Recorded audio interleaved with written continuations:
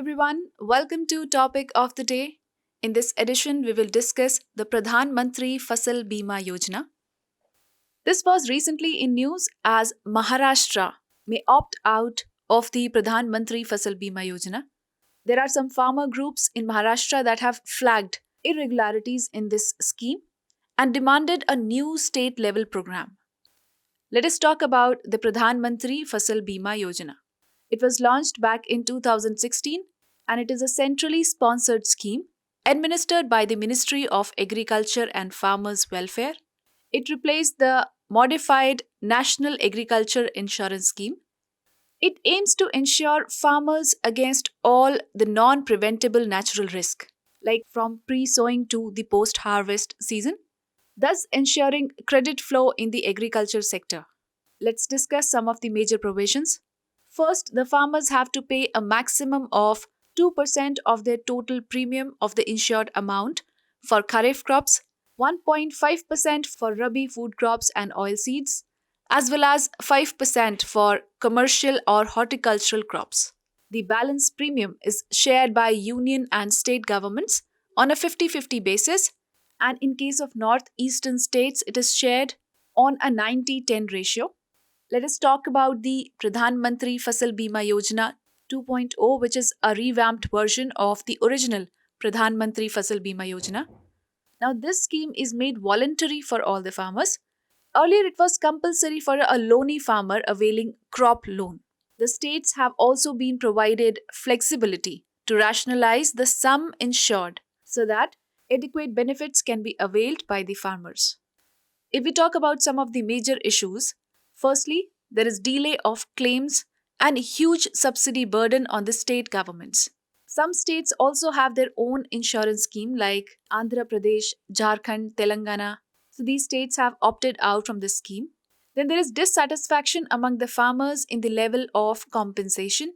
Further, there is improper assessment of the crop losses. Companies have shown no interest in bidding for clusters that are prone to crop loss. Now, most of the tribal farmers are small farmers who own farm plots with steep slopes and are dependent on monsoon as their only season of farming. So that is a major loss to the farmers due to natural reasons. Lastly, the lowest bidder is awarded the contract to provide insurance to the farmers. If we talk about certain suggestions to curb the challenges of the Pradhan Mantri Fasal Bima Yojana, first of all, the number of recording locations, that is rainfall data recording locations, can be increased and all the farmers with less than 10 acres of rain-fed farmland can be included.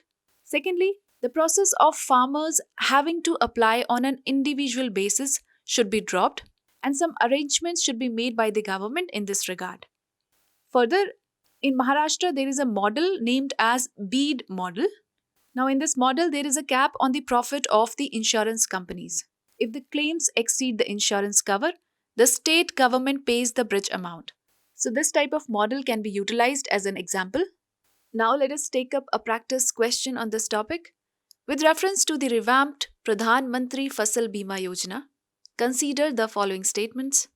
First, it is a central sector scheme launched by Ministry of Agriculture and Farmers Welfare. Second, it is compulsory for loanee farmers to register for the scheme to avail the crop loans. Third, under this, the farmers have to pay a maximum of 2% of total premium of the insured amount for kharif crops and 1.5% for the rabi food crops.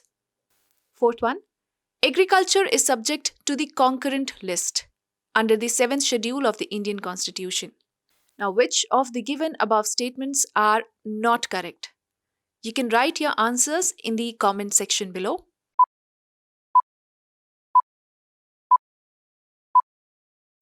So the correct option is C, that is first, second and fourth statements are not correct.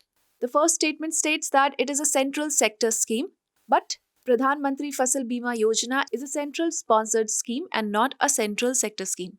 Secondly, it is not compulsory but now voluntary for a loanee farmer to register for the scheme. And fourth statement is wrong because it says that agriculture is subject to the concurrent list, but as we know that agriculture comes under the state list. So only the third statement is correct. Therefore, the correct answer is option C. So this was all for today's topic of the day. For regular updates, you can follow us on our social media handles, and for more such videos, do stay tuned to the next IAS YouTube channel.